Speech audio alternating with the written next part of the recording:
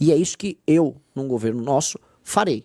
O Brasil precisa de 3 grandes reformas, e essas são as 3 reformas que a gente precisa conduzir. A primeira, a destruição do aparato de insegurança que existe no Brasil. Uma guerra ao crime organizado e uma alteração nas leis penais e nas leis de processo penal. E eu quero ser eleito para inicialmente tocar isso.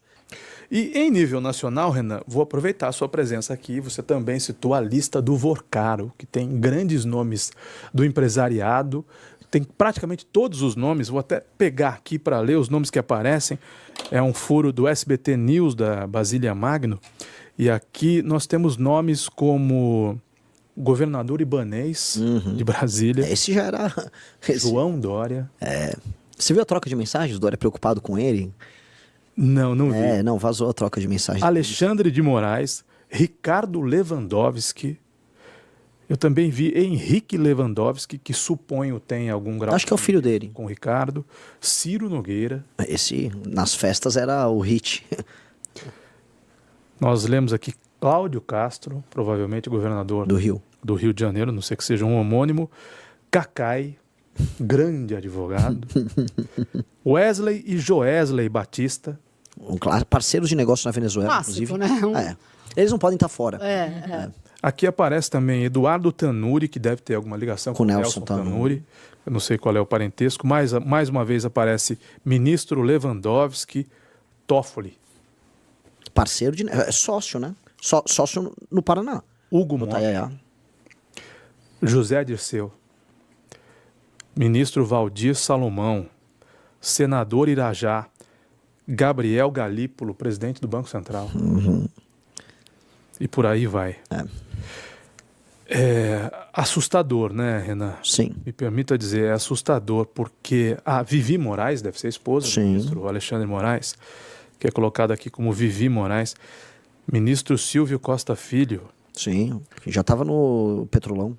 É assustador porque parece que não vai sobrar ninguém, de nenhum viés político, de nenhum posicionamento político, do empresariado, do judiciário, infelizmente também de igrejas evangélicas, lideranças a Lagoinha muito envolvida.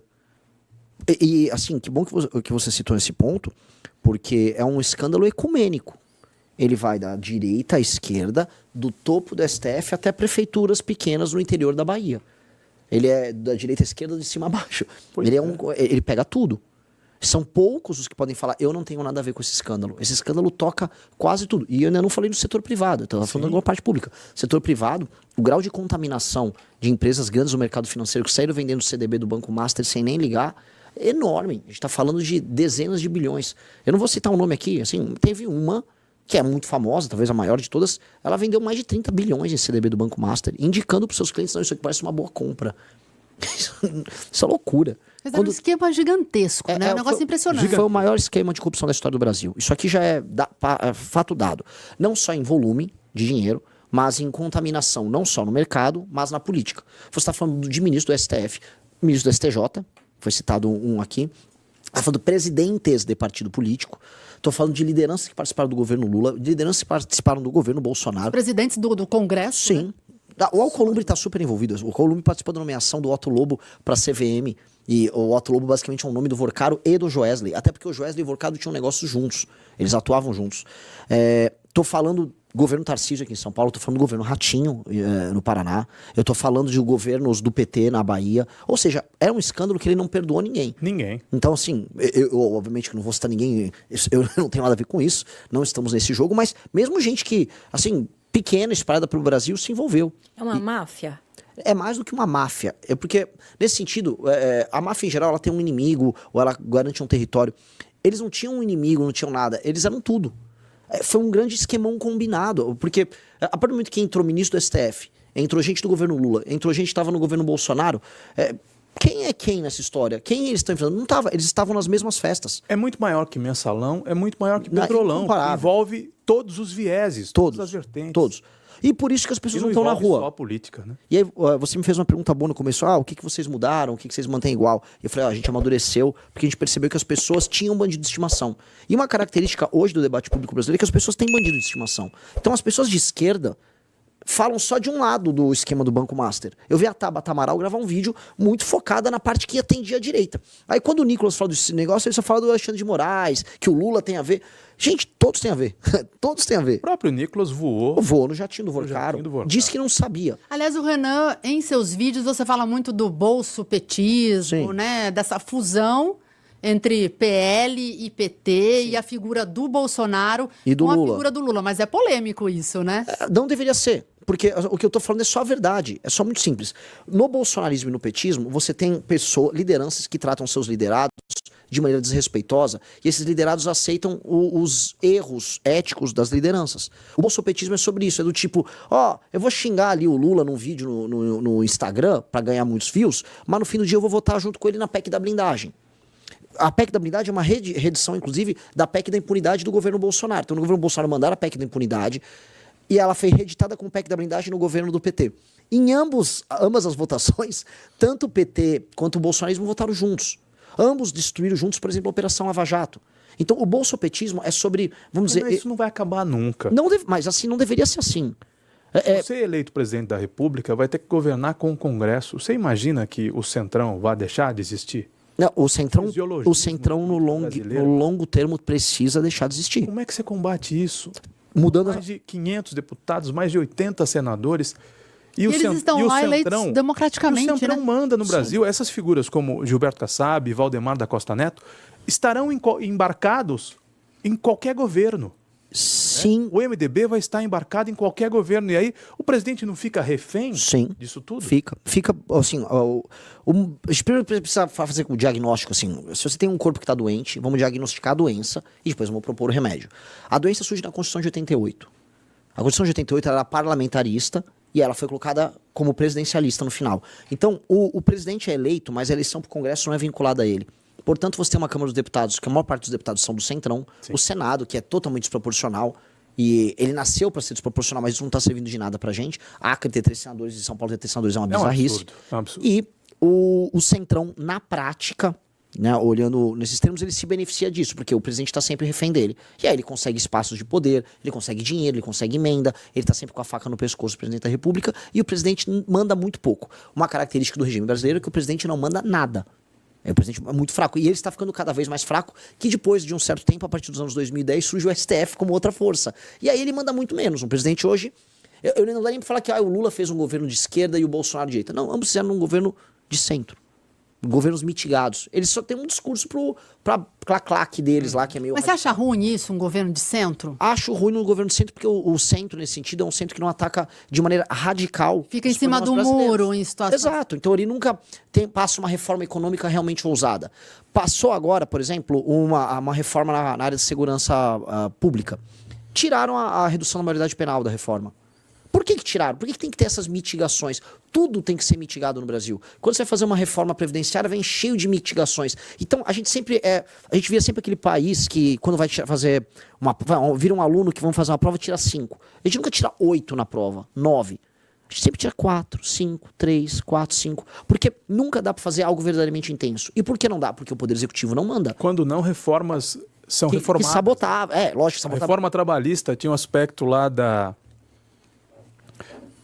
Meu Deus do céu, o termo que eu quero me referir é quando... O acordado passar por cima do... Não, quando o funcionário processava a empresa e pedia um valor absurdo, sucumbência. Ah, sim, a questão da sucumbência. Derrubaram. Foi um avanço extraordinário. Reformaram a reforma. Sim, derrubaram a sucumbência. Sim, que era justamente a parte mais importante da reforma, que acabou com a indústria da indenização trabalhista. Que é um dos grandes absurdos brasileiros. O Brasil é o pior país do mundo nisso.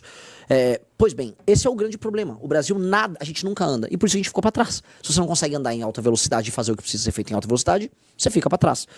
Pois bem, a gente tem que alterar o sistema de incentivos. Esse é o diagnóstico que eu faço. O sistema de incentivos da política brasileira precisa ser alterado. E é isso que eu, num governo nosso, farei. O Brasil precisa de 3 grandes reformas, e essas são as 3 reformas que a gente precisa conduzir. A primeira, a destruição do aparato de insegurança que existe no Brasil. Uma guerra ao crime organizado e uma alteração nas leis penais e nas leis de processo penal. E eu quero ser eleito para inicialmente tocar isso. Esse é o tema inicial, esse será o tema da minha campanha. Portanto, minha pré-campanha hoje e depois a minha campanha serão sobre um plebiscito. Votou no número 14, lá na urna, você quer uma guerra contra o crime. Votou no 22, votou no 13, você não quer. E tá tudo bem, é a democracia. Tá? Agora, é plebiscitário. Eu vou oferecer uma guerra ao crime. 2, nós temos que ter uma reforma fiscal, um ajuste fiscal colossal no Brasil. As contas públicas estão indo agora em rota de colisão, o Brasil vai quebrar em 2028.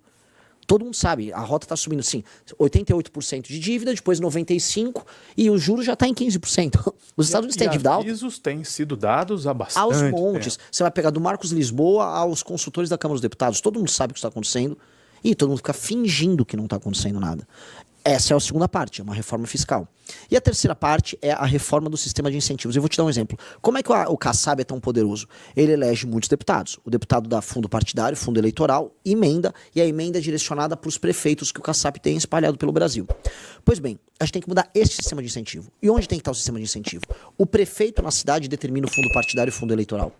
E como ele determina? Se ele atinge indicadores de desempenho em áreas essenciais.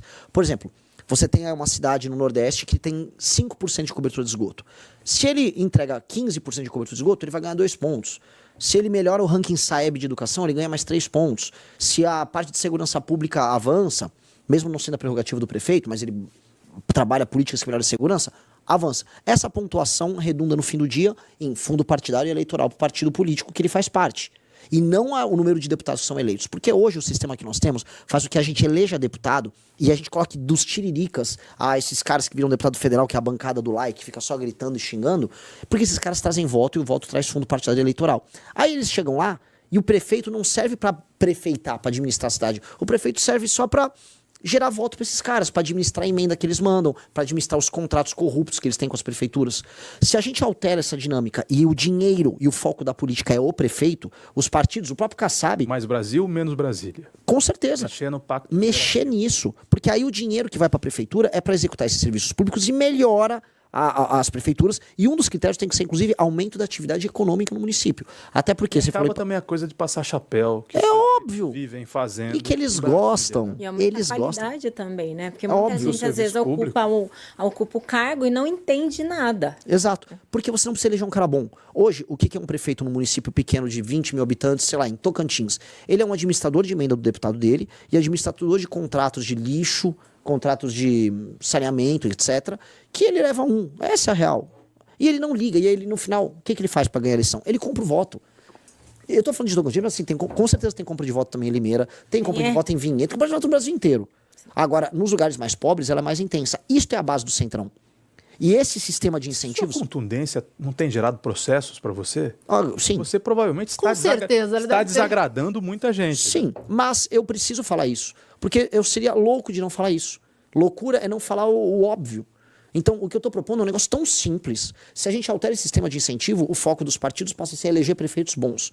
E qual é a base disso? A ideia é critérios objetivos de avaliação, que são determinados, vamos supor, pode ter uma auditoria externa, mais o IBGE, o IPE, a gente pode chamar instituições, inclusive de Estado, para estabelecer quais são esses critérios. E esses critérios, no fim do dia, não são avaliados pelo eleitor. Sabe por quê? Porque eleitor no Brasil, você compra.